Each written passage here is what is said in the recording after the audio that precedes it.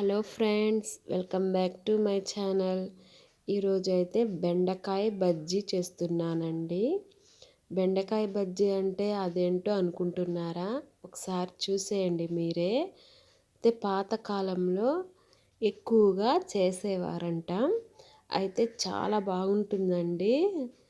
బెండకాయ అనేసరికి జిగురుగా ఉంటుంది కదా అనుకుంటారేమో. అలాంటి జిగురు అస్సలు ఉండదండి బెండకాయ బజ్జీలో. ఒకసారి మీరే చూసేయండి. చూడటమే కాదు, ట్రై చేయండి. వేడి వేడి అన్నంలో చాలా బాగుంటుందండి. నేను చెప్పటం కన్నా మీరే చూసేయండి. నేను ఒక పావు కిలో బెండకాయలు అయితే తీసుకున్నానండి. ఇంకా ఇలా అయితే కట్ చేసేసాను, చూసారు కదా.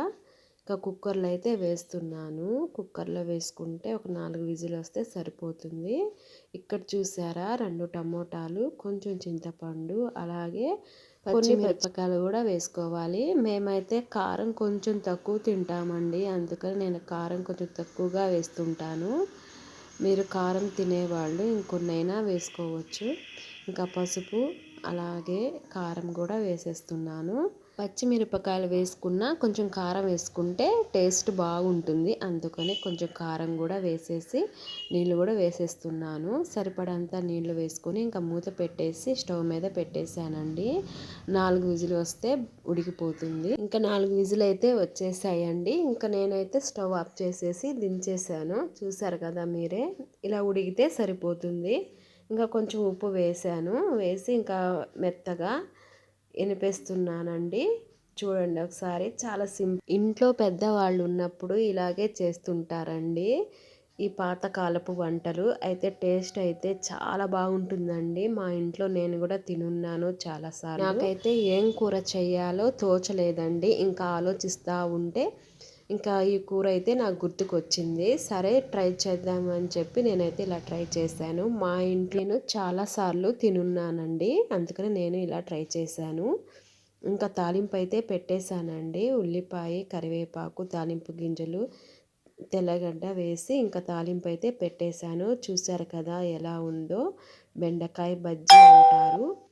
అసలు టేస్ట్ సూపర్గా ఉంటుందండి. వేడి వేడి అన్నంలో తింటే మాత్రం చాలా బాగుంటుంది. అలాగే మరుసటి రోజు కూడా ఉంటుందండి. మీరు ట్రై చేయండి ఒకసారి.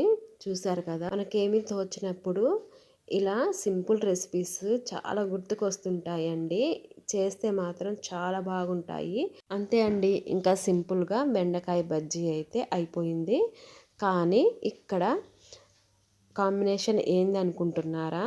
ఇంకేముందండి, ఎండి చేప అయితే ఫ్రై చేశానండి. అసలు ఆ టేస్ట్ ఎలా ఉంటుందంటే ఇంకెందుకు ఆలస్యం, మీరైతే ట్రై చేసేసేయండి. బెండకాయ బజ్జీ అలాగే ఉప్పు చేప ఫ్రై. అసలు జిగురు అనేదే ఉండదండి. మీరే చూడండి, నేను ఇప్పుడు వేడి వేడి అన్నంలో అయితే వేసుకొని తింటాను కదా, జిగురు ఏమాత్రం ఉండదు. మీరు అనుకుంటారు జిగురు ఉంటుంది కానీ అస్సలు ఉండదండి. ఇలా ట్రై చేసేసేయండి మీరు ఒకసారి అయితే.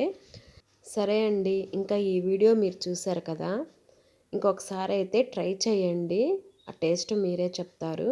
ఇంకా ఈ వీడియో మీకు నచ్చితే లైక్ చేయండి, షేర్ చేయండి, కామెంట్ చేయండి. ప్లీజ్ అండి, కొంచెం సపోర్ట్ అయితే చేయండి. Bye friends.